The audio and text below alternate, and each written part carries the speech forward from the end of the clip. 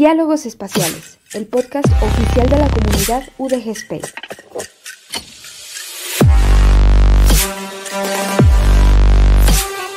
Aportando un granito de galaxia a tu conocimiento.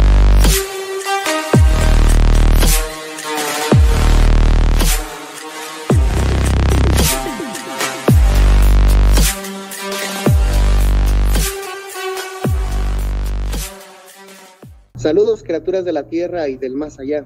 Bienvenidas a este rincón del mundo de los paquetes IP que forman este podcast llamado Diálogos Espaciales. Esperamos que su estancia auditiva sea de su agrado. Les habla Pepe Alex, estudiante de física y miembro de la comunidad UDG Space. Les presento a mi compañero de micrófono, Alan, estudiante de ingeniería en comunicaciones y electrónica y miembro también de la comunidad UDG Space, ahora director del proyecto Space App. ¿Cómo estás, Alan? ¿Qué tal, Pepe? Muy buenos días. Feliz de estar aquí. Qué bueno verte ya después de darnos unas vacaciones largas, ¿no? Sí, este año fue un poco alentador. Se tuvieron muchas actividades, pero feliz de estar nuevamente aquí y ya listos para comenzar. Fíjate que, ¿estás estudiando latín? No. Que dijiste alentador y en español suele ser dar aliento y decías alentador de hacer lento, ¿verdad? Sí. Curioso. Está bien, muy bien. Pues bueno, a mí me da un gusto, sobre todo por el invitado que tenemos hoy. Déjenme presentárselos a los que nos están escuchando por ahí. Profesor de CUSEI, Juan Jesús Díaz Guevara, estudió licenciatura, maestría y doctorado en CUSEI, postdoctorado también en la Universidad de Chile. Actualmente es profesor de CUSEI en la Universidad Católica de Chile, creo. Es profesor de CUSEI y también es profesor tecnológico de Monterrey. ¿Estoy bien, profe, o qué no? Hola, ¿qué tal? Buenos días a todos. Sí, es correcto. Estuve trabajando un breve lapso de tiempo en el TEC de Monterrey y también mi postdoc lo hice en la Universidad Católica de Chile. ¿Qué tal fue ir a Chile y hacer el postdoctorado allá? Pues una experiencia bastante enriquecedora, un intercambio cultural y académico bastante interesante. Ya me imagino. Ya después en algún otro ¿Qué tal la episodio? comida por allá? ¿Cómo? ¿Qué tal la comida por allá? La comida, comparada con la mexicana, yo creo que ningún país nos va a convencer en el extranjero, sobre todo los mexicanos que somos muy afines a la grasita y al picante, ¿no? Sobre todo yo le batallaba por eso, pero en otros sentidos muy rica, tienen muy buenos vinos, muy buenos quesos, mucha influencia de la cultura alemana, en realidad en todo el sur del continente, ¿no? Entonces, unas por otras, ¿no? Sí, a mí cuando me critican mis cachetes, ese es el argumento que uso. Vengan a conocer la comida mexicana y ya verán. Bueno, profe, hoy usted nos trae un tema bastante complejo. A lo mejor usted, con el que está muy familiarizado, ¿no? Tiene que ver con cuántica, con la toma de decisiones. No sé si quiera irnos introduciendo a la conversación que vamos a tener hoy. Sí, bueno, voy a tratar de platicarlo de la manera más breve y concisa y intuitiva posible, porque pues es en realidad un tema que no cuesta mucho entender desde la perspectiva social y psicológica. Yo creo que todo el mundo entendemos o tenemos una intuición respecto a cómo es que tomamos decisiones, y un poquito orientado como hacia la teoría de juegos que fundamentan los modelos económicos, y luego ponerlo en comparación con algo que aparentemente nada que ver, probablemente lleno de su nube de misticismo, que es la mecánica cuántica, ¿no? Entonces, esa es mi idea de lo que vengo a platicarles el día de hoy, cómo es que podemos relacionar estos dos conceptos que pues uno no logra reconciliar en su mente, ¿no? Entonces, Ajá. Me parece interesante que mencione teoría de juegos, porque Ya tiempo atrás se ha estado viendo que con matemáticas se puede influenciar la toma de decisiones. Y a nuestros escuchas les recomendamos la película de Mente Increíble o la biografía de John Nash, que precisamente aplicaba a teoría de juegos, y la película está muy buena, la verdad. Entonces ahí para darse una idea más o menos de cómo los modelos matemáticos pueden haber apoyado en la toma de decisiones a nivel económico, incluso político. Entonces el tema me parece bastante interesante, ¿verdad? Sí, sí, claro. De hecho, esa idea de la teoría de juegos la voy a mencionar un poquito en el entorno del dilema del prisionero, ¿no? Entonces, la cuestión acá es hacer énfasis en que el cerebro humano no funciona siguiendo las reglas de la probabilidad clásica. En algún momento, los sesgos cognitivos, que son como estos errores a la hora de que uno define su opinión respecto a algún tema, pues no cumplen con las reglas de la probabilidad, y entonces ahí es donde uno se ve en la necesidad de utilizar un nuevo modelo que describa correctamente esta idea, ¿no? Entonces, ya para entrar un poquito más en materia, la cuestión con la que quiero introducir este tema es un experimento bien simple, ¿no? Entonces, quiero que piensen en una situación en donde ustedes tienen la posibilidad de hacer una apuesta en donde ustedes apuestan 100 pesos y resulta que pueden ganar otros 100 pesos o perder esos 100 pesos con los que apostaron. Entonces, se va a hacer esta misma apuesta en 2 etapas, ¿sí? Entonces resulta que pues, este es un experimento social que se hizo en un grupo de estudiantes, y resulta que se les preguntó primero si ellos volverían a apostar una vez que sepan que ganaron, ¿no? Resulta que pues cuando se les dice que estos estudiantes ganan, pues entonces la gran mayoría vuelve a apostar. Luego se repite el experimento y ahora se les dice que apostaron y perdieron. Se les pregunta, ¿les gustaría volver a apostar?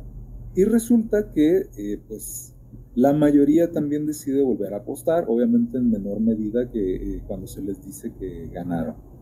Entonces, bueno, pues esto es la razón de por qué pues, la casa nunca pierde, ¿no? Siempre el humano, su ambición, su emoción, todos esos pequeños detalles de la personalidad y de la emoción, pues hacen que esta persona decida, ¿no? Volver a apostar. Entonces, bueno, nada nuevo, todo esto es... muy parecido, ¿sí?, a los ejemplos que tenemos en la probabilidad clásica, ¿no? Claro, sí, por supuesto, ¿no? Entonces acá simplemente un porcentaje, la probabilidad de que vuelva a apostar o no vuelva a apostar, pues es en torno a la respuesta, ¿no? Si les dicen la información de que ganaron, un porcentaje vuelve a apostar y el complemento pues no decide apostar de nuevo. Entonces son 2 casos y la cosa se muestra más interesante cuando se cambia una pequeña parte del experimento.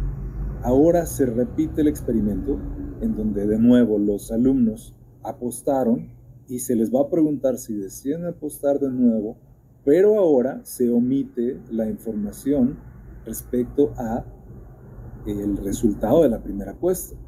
Entonces, si ellos no saben el resultado de la primera apuesta, entonces resulta que ahora ya deciden no apostar de nuevo, ¿no? O sea, el porcentaje de alumnos que deciden apostar de nuevo es menor al 50%.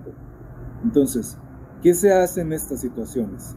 Sin meterme en muchos detalles técnicos, lo que se hace es comparar el porcentaje que implica que los alumnos vuelvan a apostar en ambos escenarios, cuando saben el resultado y cuando no saben el resultado. Resulta que para saber qué probabilidad es la correcta para saber si vuelvo a apostar. En el caso en el que yo sé el resultado, lo que hago es usar una formulita que en probabilidad se llama fórmula de la probabilidad total, que es la suma de la probabilidad condicional, dado que sabe que ganó o dado que sabe que perdió, multiplicado cada uno de estos dos por la probabilidad del evento aleatorio, que pues es el giro de la moneda, que pues es 50-50, ¿no? De si gana o pierde. Eso es una cuestión que no está relacionada pues con la toma de decisiones.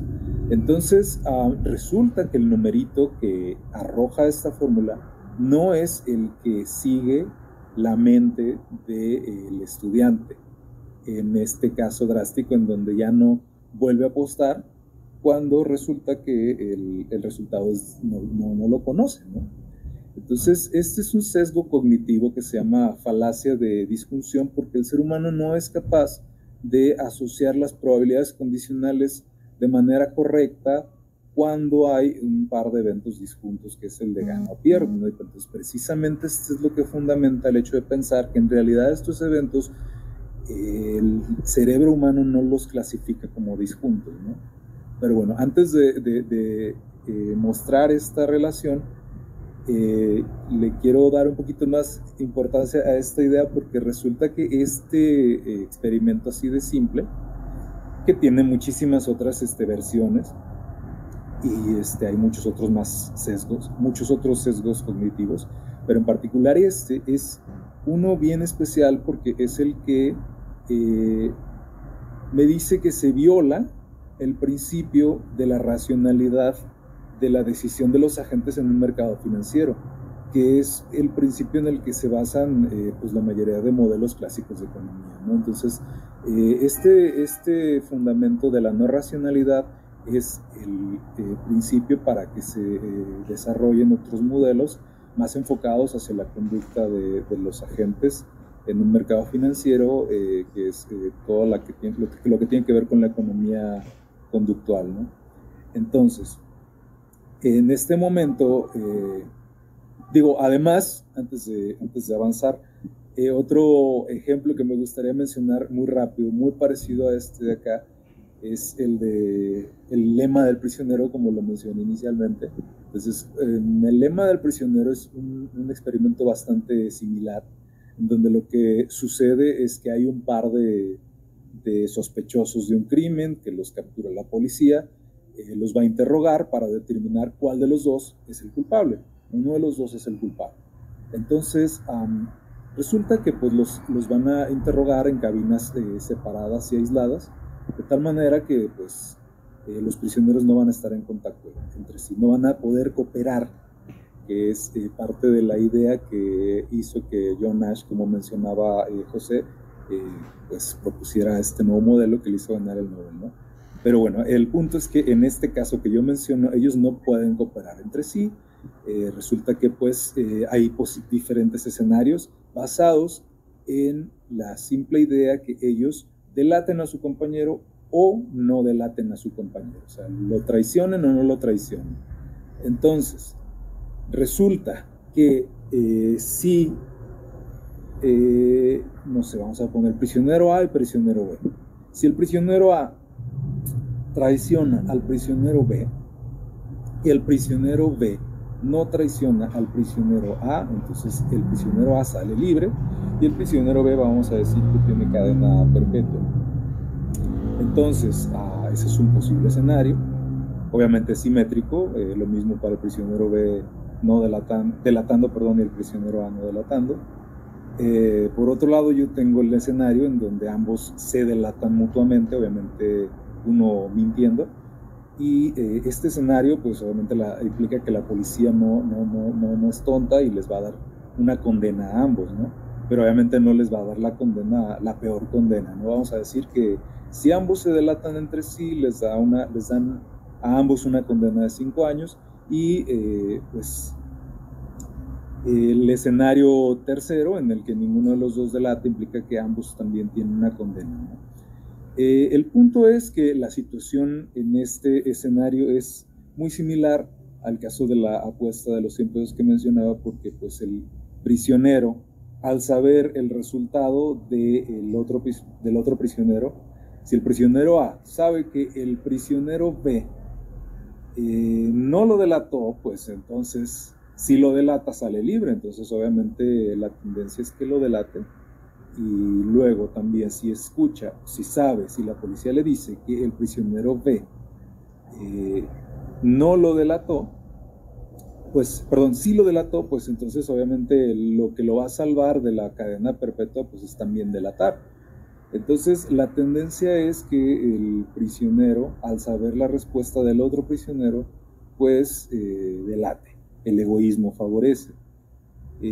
Pero resulta que la cosa cambia drásticamente violando este principio, sustentando la falacia de disjunción que mencionaba, cuando los prisioneros no saben la respuesta del otro. Entonces, si un prisionero no sabe la respuesta del otro, resulta que deciden no delatar.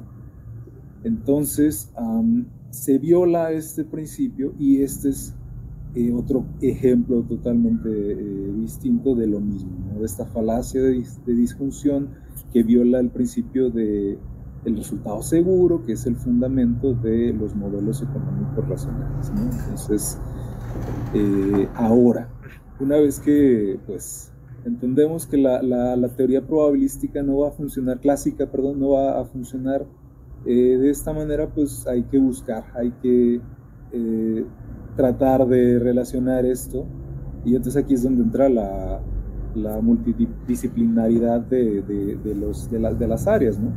Entonces resulta que lo que se viene a la mente cuando algo no sigue las reglas de la probabilidad clásica, pues es pensar en la superposición del spin en un electrón, ¿no? Que es el caso más simple en donde se pueden poner como de manifiesto muchos fenómenos cuánticos, ¿no? Es como la herramienta de trabajo por excelencia, ¿no? de los sistemas cuánticos.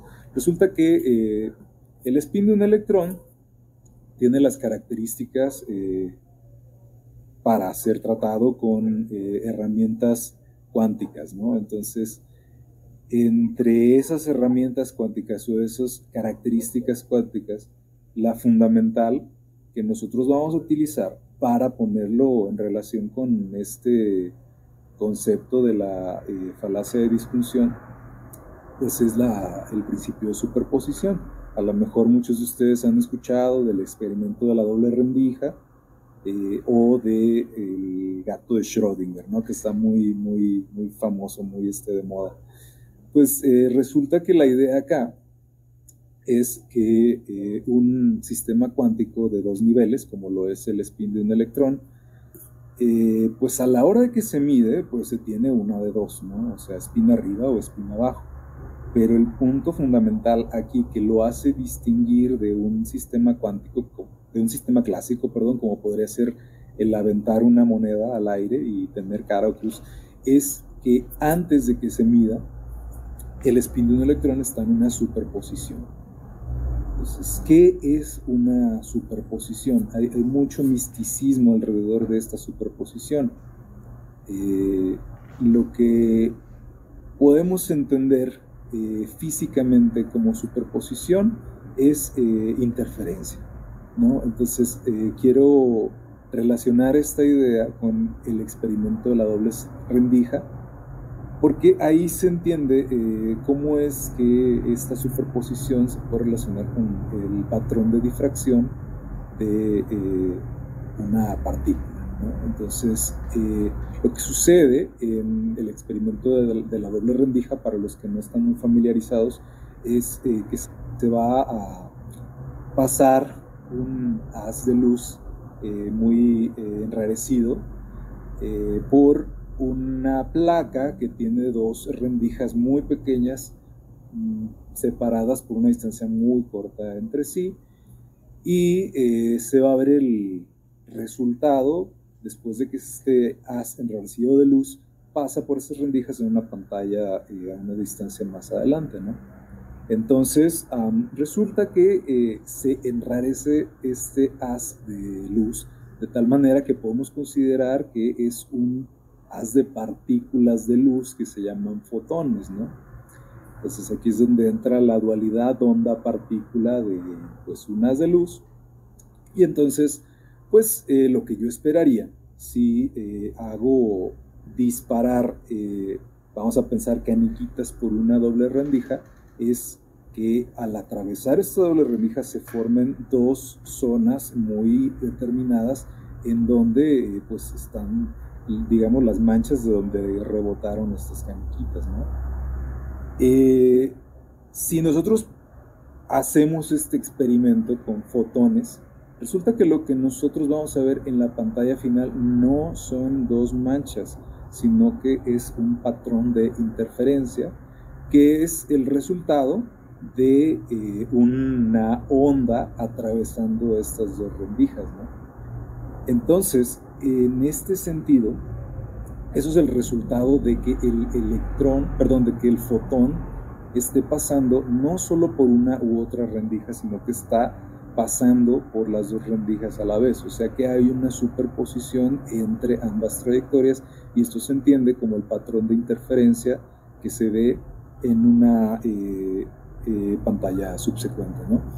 Entonces, en este sentido, la superposición es la que va a sustentar el hecho de que nuestra decisión no sea simplemente la probabilidad de pasar por una rendija, ¿no? En este caso, la probabilidad de tomar una decisión fundamentada en la fórmula de la probabilidad total que yo mencionaba, ¿no? Entonces, estos efectos de interferencia van a hacer que el resultado difiera de esta probabilidad mencionada, ¿no?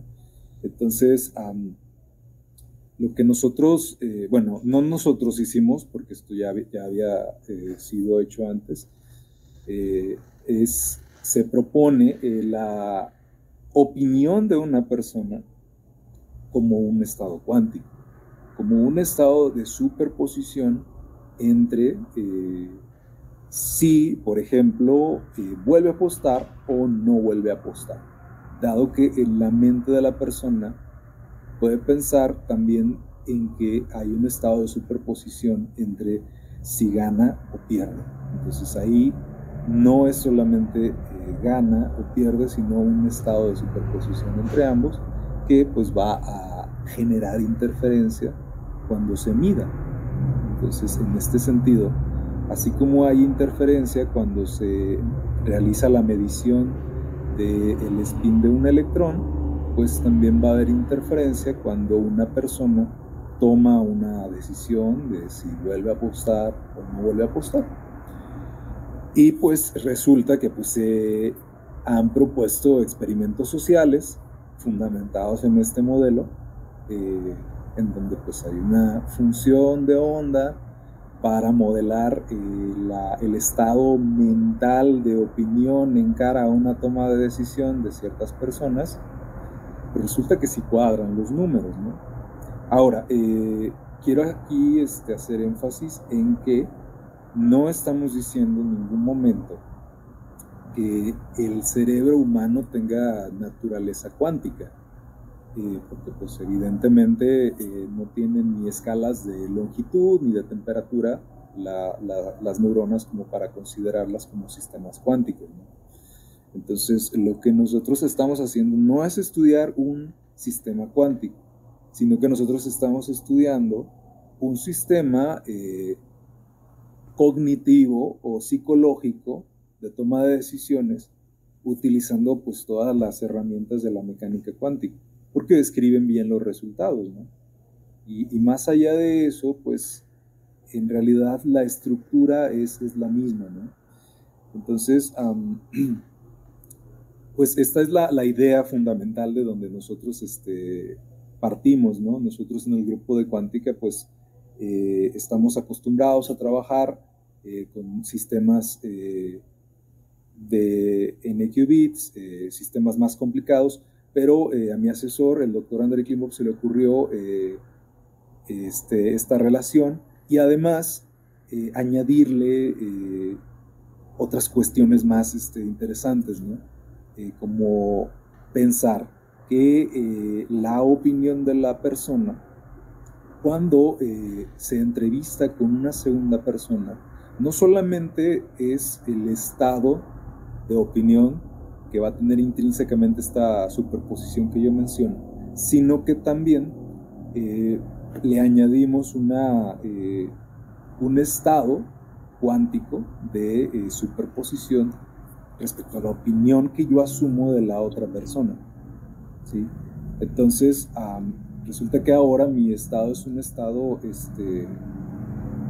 compuesto por dos subsistemas en mi misma mente, ¿no? Yo tengo una opinión mía al respecto de un tema y además asumo la opinión que otro tiene respecto a ese mismo tema, ¿no? Entonces, por decir, yo voy a votar por el PRI o por Morena, entonces esa es mi opinión, mi decisión pues va a ser una decisión en donde pueden haber sesgos cognitivos, por lo tanto consideramos esa posible superposición, pero además asumo que fulanito de tal, a quien yo le pregunte, en mi mente estoy asumiendo que esa otra persona también tiene una superposición de si vota o no vota por tal partido.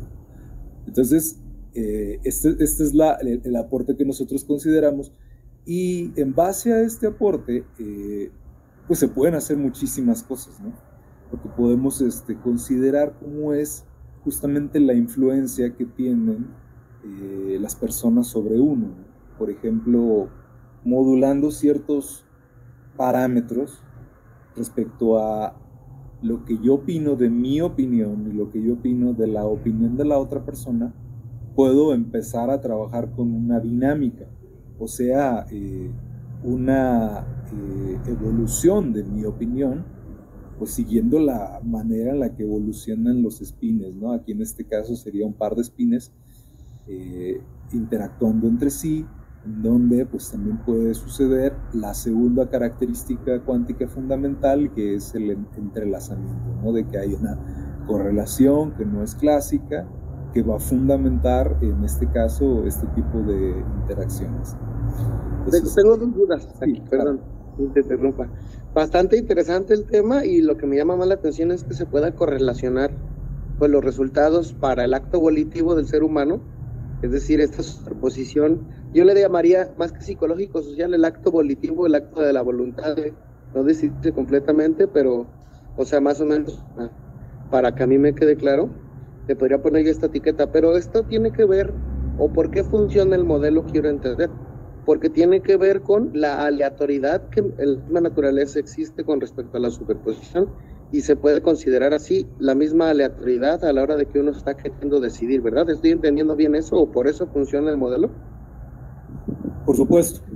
La naturaleza de la toma de decisiones es aleatoria, ¿no? Entonces ese es el sustento de esta idea, y además de eso no podemos tener una noción de qué sabemos antes de que nos preguntemos qué sabemos, ¿no?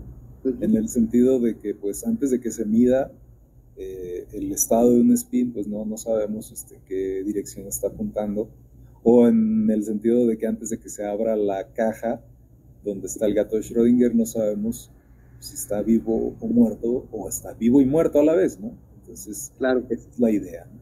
Sí. Todavía peor, hace poquito publicaron un estudio sobre la temporalidad en nuestro cerebro para la toma de decisiones, y hubo un debate grande en algunas ciertas partes de la comunidad científica, porque se notó que se activaba primero la respuesta física del cuerpo ante una situación, después se activaba la parte que justifica el hacernos conscientes de la toma de la decisión.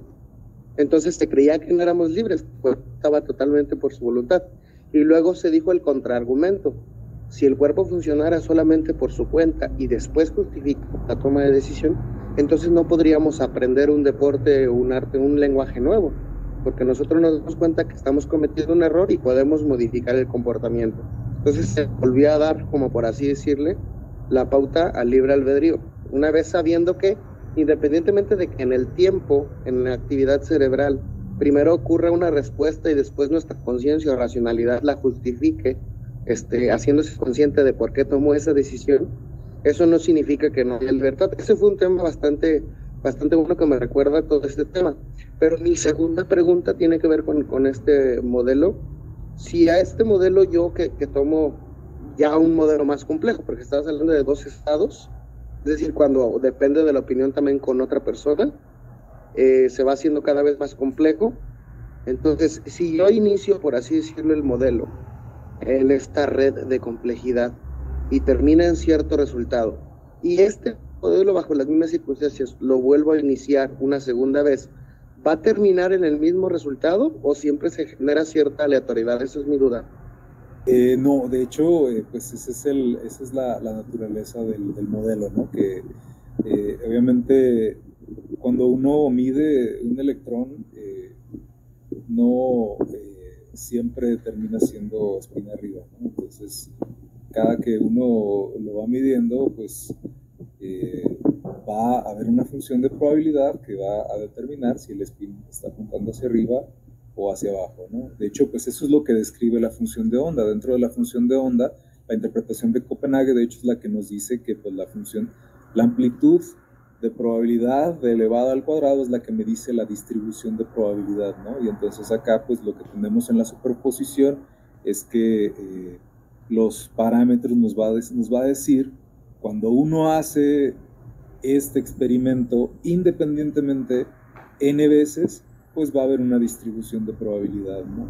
Ahora esto hay que tener cuidado, porque no significa que si uno mide el electrón y lo vuelve a medir, vamos a tener el mismo resultado, porque acá sucede lo del colapso de la función de onda, en donde si uno mide un objeto, pues entonces ya colapsaste a una de las salidas, y entonces la siguiente medición va a dar esa medida que tú colapsaste. Entonces, para que esto sea aplicado a sistemas sociales, habría que considerar experimentos independientes, ¿no? Entonces, grupos de personas, grupos de personas, un experimento controlado en donde bajo ciertos parámetros bien determinados se determina esta estadística, y lo que sí va a permanecer, tal vez la respuesta no sea la misma como tú me preguntas, pero lo que sí va a permanecer después de preguntar muchas veces es la distribución de probabilidad de estas respuestas, ¿no? En este árbol de decisiones. Claro, que en un rango específico. Por ejemplo, una duda que también tengo. Ahorita hablabas de la opinión de una persona con respecto a que está pensando sobre la opinión de otra persona. Podríamos decirle, es una red hasta 2 niveles. Bueno, si esta red hasta 2 niveles la repetimos, obviamente los resultados van a ser diferentes, pero van a caer dentro de un rango de probabilidad normal, por así decirlo. Pero la duda es, si la red crece, y no depende de 2, sino de 3, 4, de 5, hasta n veces mucho mayor que solo la de 2 niveles, que la de muchos números, sea un resultado más parecido, si repito el experimento, que cuando repito la de 2 veces. Mi duda es, si es más grande el número de niveles, poco a poco va homogeneizando el resultado, o sigue siendo totalmente aleatorio, aunque caiga dentro de la distribución de probabilidad normal. Sí, fíjate que esa es una de las cuestiones que todavía seguimos analizando. Lo que hemos hecho es considerar una influencia controlada respecto a 2 individuos ajenos, ¿no? Entonces, lo que nosotros mostramos ahí, curioso, es cómo esta influencia es de naturaleza no conmutativa. Es decir, no es lo mismo si yo mido en mi mente la opinión de la persona D y luego la de la persona C, que primero la de la persona C y luego la de la persona D. Entonces, esos efectos de orden también no son justificables clásicamente, ¿no? Entonces, esto también está en relación con la propiedad cuántica de que pues, no es lo mismo medir primero el spin en la dirección vertical, en el eje Z, que en la dirección en el eje X, ¿no?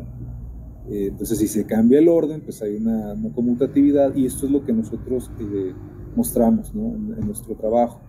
Y obviamente pues esta no conmutatividad, pero pues puesta en términos de ciertos parámetros, ¿no? Por ejemplo, qué tan voluble sea uno, ¿no? O sea, qué tan susceptible sea a la influencia de otras personas. Porque, por ejemplo, pues si uno es 100% voluble, entonces no van a haber efectos de orden, ¿no? Porque pues primero cambia en una dirección totalmente y luego en otra dirección totalmente, y ahí pues no hay diferencia entre una y otra. Pero pues obviamente si uno le va metiendo más parámetros ahí de la seguridad que yo tenga en mí mismo y en la de la persona B y la persona C, pues ya van pasando cosas interesantes. Respecto a cuando este número va creciendo, por supuesto el nivel de complejidad va creciendo exponencialmente, y lo interesante es acá ver cuando el número de agentes es grande. Entonces esto es como la influencia de los medios de comunicación en la opinión de una persona, ¿no? Y acá pues lo que nosotros estamos modelando es cómo es que la opinión que yo tengo va a estar dentro de esta especie de baño térmico, en donde pues hay ciertos parámetros promedio, y pues la evolución va a, de mi opinión, va a cambiar de manera pues fundamentalmente distinta cuando interacciona con unas pocas personas. Pero sí es algo que se está analizando, y los resultados son bastante interesantes. Y sobre todo porque, bueno, yo creo que este estudio puede ayudar mucho en estudios de sociología y de política, en el estudio de la sociedad o de grupos grandes de personas. Por ejemplo, hay un problemita con respecto a lo que se vuelve viral hoy en nuestros días o se vuelve democrático hoy en nuestros días. Y tiene que ver con cuánta importancia le damos a una decisión. Es decir, ahorita que está en el top 1 de la lista de Spotify, Peso Pluma, puede ser que sea porque, no sea porque a todos nos encanta Peso Pluma, sino porque deliberadamente tampoco nos disgusta, a algunas personas no les disgustará tal vez, entonces en ese sentido le dan un like que no disgusta. Y así a una persona puede que no le disguste y a todo el mundo puede que no le disguste, entonces le dan un like y se genera la viralidad y creemos que a todo el mundo nos encanta. Entonces este nivel, sin embargo, en una decisión cotidiana tú dices, no, me gusta más otra música, o escucho mucho más otra música que esta persona que, sin embargo, la poca importancia que le dimos a la decisión fue una decisión. Pero con este tipo de modelos, pues yo creo que se podría entender la influencia tanto en unos como en otros, pero habría también que poner, como tú dices, más parámetros con respecto a qué tan importante es la decisión que estoy planteando, ¿no? Porque, bueno, es bastante complejo. Y la importancia que le damos a la decisión también, o sea, el resultado final puede ser que nos parezca bastante llamativo, pero que no refleje la importancia de la toma de decisión que se hizo. Y al mismo tiempo se me recuerda mucho a las obras de Isaac Asimov, en donde ya las inteligencias artificiales toman las decisiones sociales, porque obviamente es un acercamiento, aunque pequeño, es un acercamiento hacia refleje la importancia de la toma de decisión que se hizo. Y al mismo tiempo se me recuerda mucho a las obras de Isaac Asimov, en donde ya las inteligencias artificiales toman las decisiones sociales, porque obviamente es un acercamiento, aunque pequeño, es un acercamiento hacia la toma de decisiones a nivel sociedad, ¿no? Ahora se está criticando la decisión democrática en el sentido de que todos queremos lo que la masa quiere o a lo que a la masa le gusta. Es decir, de cierta masa, cuando decide por rojo o por azul, cuando preguntas individualmente, paradójicamente no están totalmente de acuerdo por este nivel de importancia que le damos a las decisiones.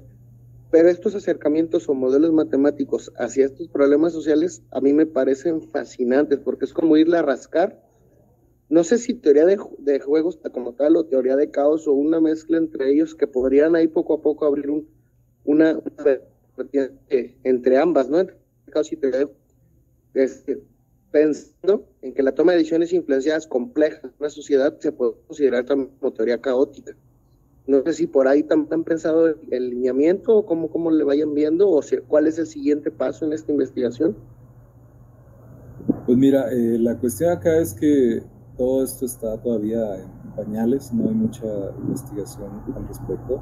Esto es relativamente reciente, entonces Es un tema multidisciplinario y, como te digo,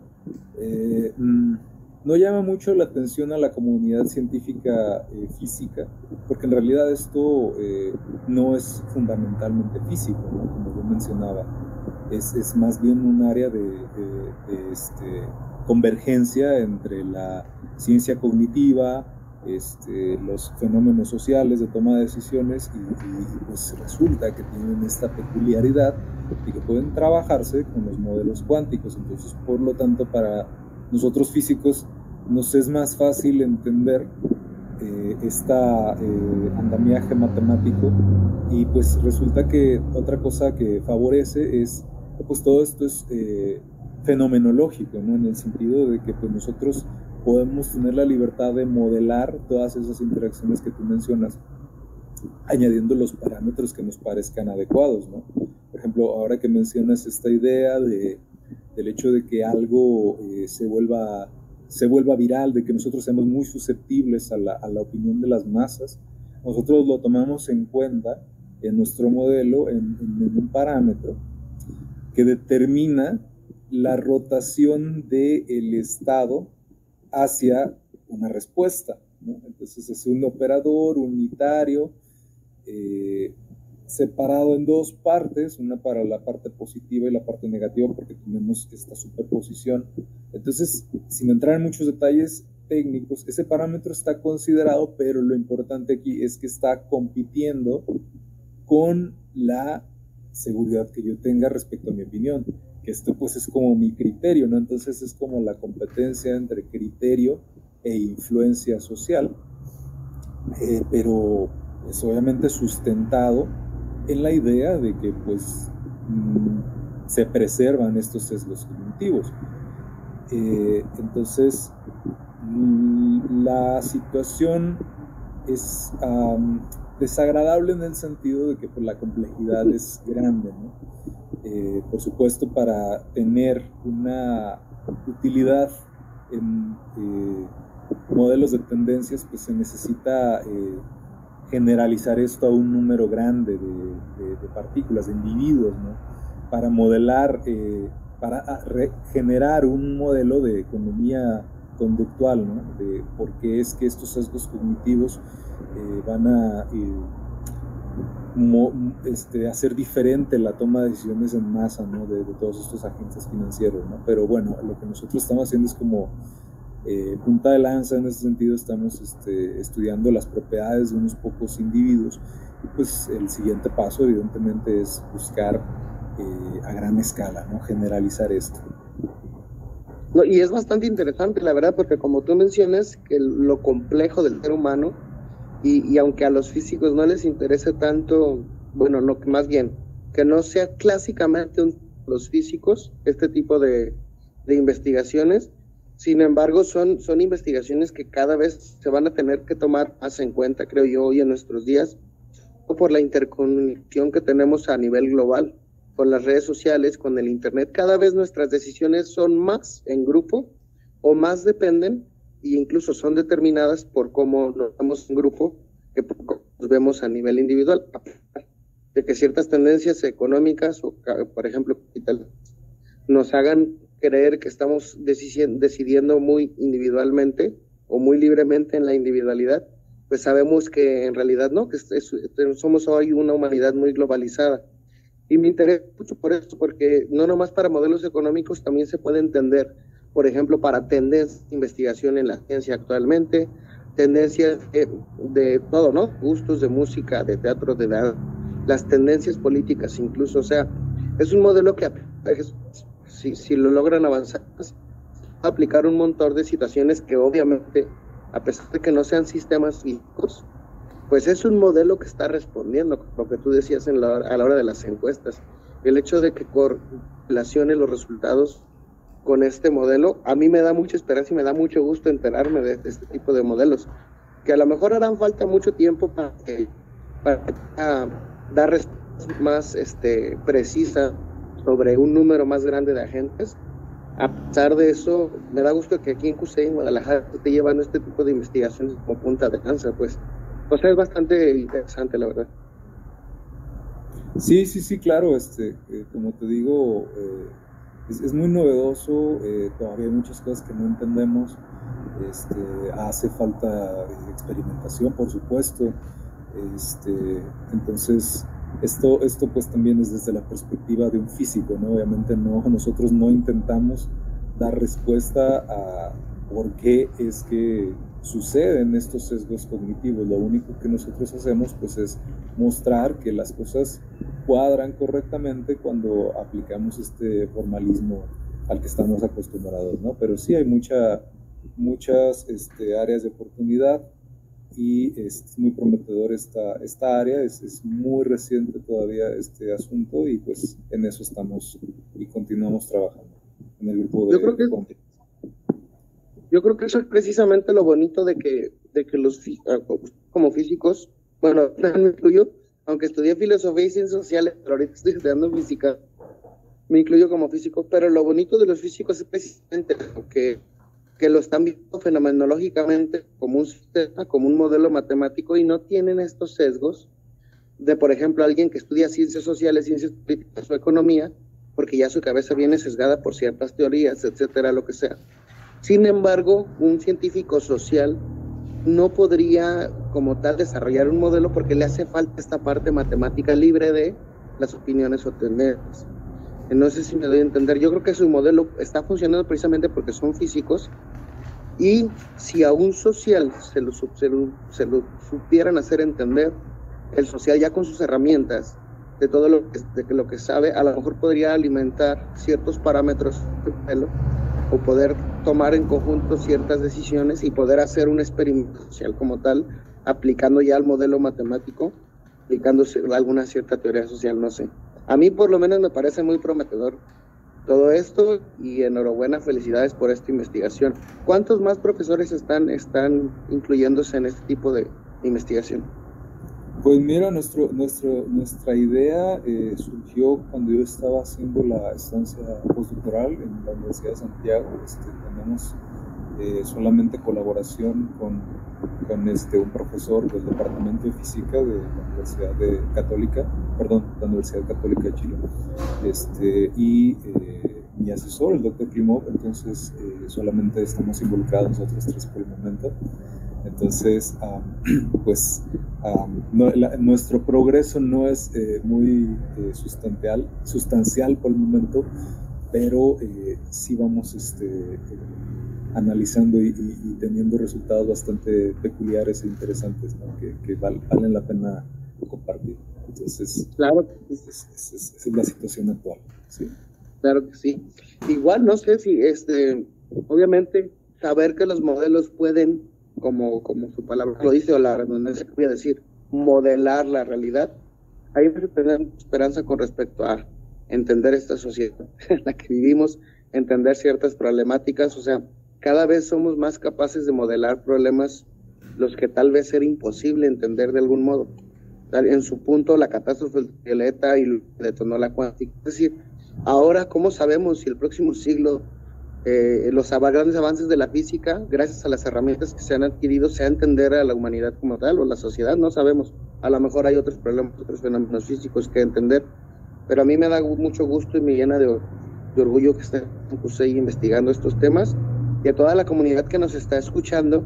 No sé si tú quieras recomendarles algún libro, alguna película. Yo de mi parte les recomiendo esta película de Mente Brillante basada en la vida de John Nash, que ahí se ven en algunas escenas cómo modelan los movimientos de palomas y teoría de juegos y todo eso, que va muy ad hoc, cómo acomodar un modelo matemático hacia un comportamiento completamente que nos parece aleatorio, y sin embargo hay ciertos sesgos cognitivos que hacen que no sea tan aleatorio como tal. Entonces, pues igual yo les recomiendo esa película. No sé si tú quieres recomendar algún otro libro, alguna conferencia, alguna otra cosa para que quien esté interesado se pueda entrar más en este tema. Pues se me viene a la mente un libro bastante accesible, en el sentido de que está dirigido a la comunidad en general, no académica. Se llama Piensa rápido, piensa lento. El autor es Daniel Kahneman, que es colaborador de Amos Tversky, que ambos ganaron el Premio Nobel en Economía. y ellos son los fundadores de este pensamiento no racional. Ellos son los que fundamentaron estos sesgos cognitivos de la falacia de disfunción y de la violación del principio del resultado seguro, que pues son los que violan esta idea de que los mercados funcionan de manera racional, ¿no? Entonces, este librito está interesante, de hecho es un bestseller, y la cuestión acá es cómo este autor menciona que los seres humanos tenemos dos maneras de actuar en el sentido económico, de manera fría y racional, que pues es la manera en la que estamos libres de sesgos cognitivos, y pues la manera humana, ¿no? La manera susceptible a sesgos cognitivos, y pues contrasta estas dos nociones de una manera muy accesible. Y pues estamos hablando de premios Nobel que escribieron tal vez aquí no se mencionan estos conceptos, esta relación con el andamiaje físico-matemático de la mecánica cuántica, pero es una buena fuente de acceso como para entender las diferencias, ¿no? Entre el pensamiento racional y el pensamiento susceptible a estos sesgos. Ok, interesante. Entonces, piensa rápido, piensa lento. ¿Me puedes repetir los autores, por favor? Sí, claro, es Daniel Kahneman. De hecho, el único autor es Daniel Kahneman. Ah, perdón. Mencioné al otro porque el otro es su colaborador y ambos ganaron el premio Nobel. El premio Nobel, sí. Sí. Ok, excelente. Pues bueno, ahí está la recomendación del profesor Juan Jesús Díaz. Recordarle a todos nuestros radioescuchas que estamos leyendo en el grupo de lectura una novela de Cixin Liu que se llama Sobre hormigas y dinosaurios. Y para quien no sepa nada de esto, bueno, es una novela que a grandes rasgos trata de teorizar si alguna otra especie sobre el planeta Tierra alguna vez fue civilizada tecnológica, por así decirlo, de manera avanzada. Entonces esta es una experiencia de especulación, de fantasía, interesante. Recuerden que después en algún episodio vamos a comentar esta novela que parece ciencia ficción, se llama Sobre hormigas y dinosaurios, de Cixin Liu. Entonces, para quien quiera llegar a ese episodio en donde vamos a dar muchos spoilers y criticar y hablar de la literatura de esta novela y de cómo ha funcionado y de si es posible que alguna civilización hubiera sido muy avanzada tecnológicamente en nuestro planeta Tierra y sin embargo por el paso del tiempo no sabemos de ella, o por lo menos no hay vestigios o restos de ella. Entonces esa es una cuestión que vamos a tratar de resolver basándonos en esta novela literaria de ciencia ficción. Se las recomendamos mucho, tanto el libro de Pensar rápido, piensa lento de Daniel Kahneman, y bueno, si pueden por ahí darse una vuelta a la biografía de John Nash o la película de Mente Brillante, también se los recomendamos. Profe Juan Jesús, no sé si quiera dar algún otro mensaje final, algún saludo. Adelante. No, ninguno, solamente agradecer la invitación y pues aquí estamos. Órale. No, pues casa, cuando guste puede venir aquí a acompañarnos en algún episodio. A todos nuestros escuchas, les recuerdo que si el episodio, pues denle like, compartan con sus amigos, y si no les gustó, compártanlo a sus enemigos para que se aburran. Y nos vemos, hasta luego.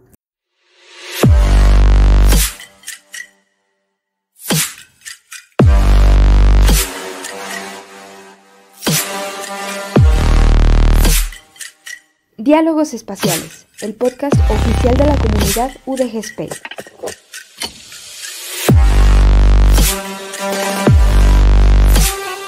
Aportando un granito de galaxia a tu conocimiento.